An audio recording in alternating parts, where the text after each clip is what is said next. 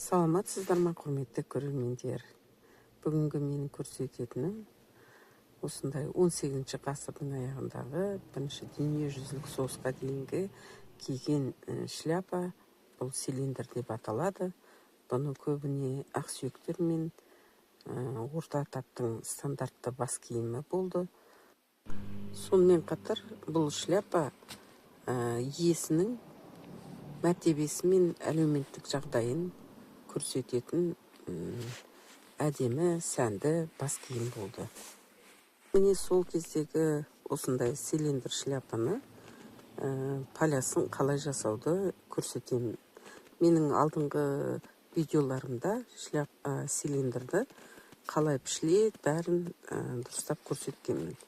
Енді көпшіліктің сұрауы бойынша осы цилиндрдің жиегі полясы дейді. Соны қалай тігуді көрсетемін. Біріншіден фетрден полямызды сызып аламыз. Сол бойынша ол поляганға екі жағына бірдей жабыстыратын қазіргі кездегі флизелендер бар. Паутина дейді, жіңішке жұқа.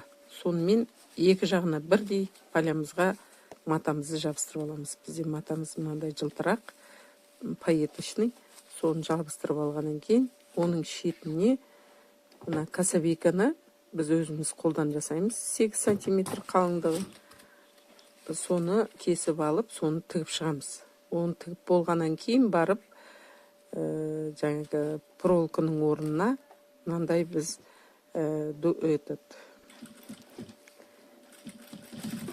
китовый уз дейді, регелин дейді негізгі аты. Бұл регелинде әртүрлі, өзі жұқасы бар, қалыңы бар. Мына жерде регелиннің жалпақтығы жіңішке, 0,5 сантиметрлік, 1 сантиметрлік, 2 сантиметрлік әртүрлісі бар енді.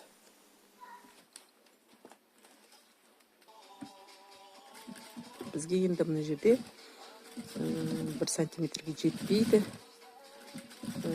0,6 сантиметрлік регелинді тағы айтатын, тігілетін регелинді саламыз. Бұл машинканың иінесіне сындырмайды, жақсы тігіледі. Сонымен осы айналдырып тігіп шығамыз. Бұл енді регелин бізге жаңағы проволоканың орнында қызмет атқарады. Проволока, мысалы үшін, формасын келтіргенге майыстырып, бүйтіп әдемі болып шығу үшін.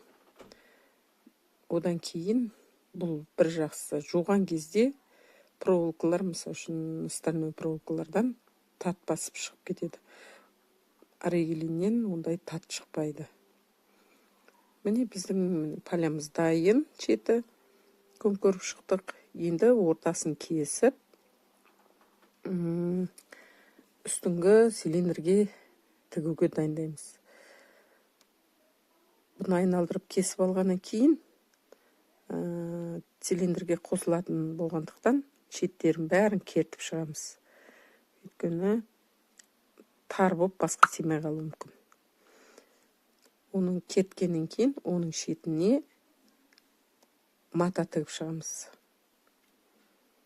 Енді міне біздің цилиндріміз дайын ғой. Оның айналасына мынандай лентамыз болу керек. Сол лентаның орнына лентаны уже матадан тігіп шығамыз. Бізге енді бәрін біріктіріп алғаннан кейін тіккен ыңғайсыз болады. Сондықтан алдын ала өстіп тігіп аламыз. Міне енді біріккен түрін көрдіңіздер. Енді қосылып жатқанын тігіп, оны көрсетіп отырған жоқпын. Алдыңғы видеоларымда бар.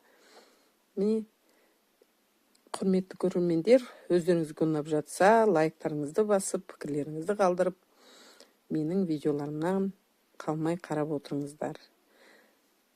Көріскенше күн жақсы болсын, аман есен болайық.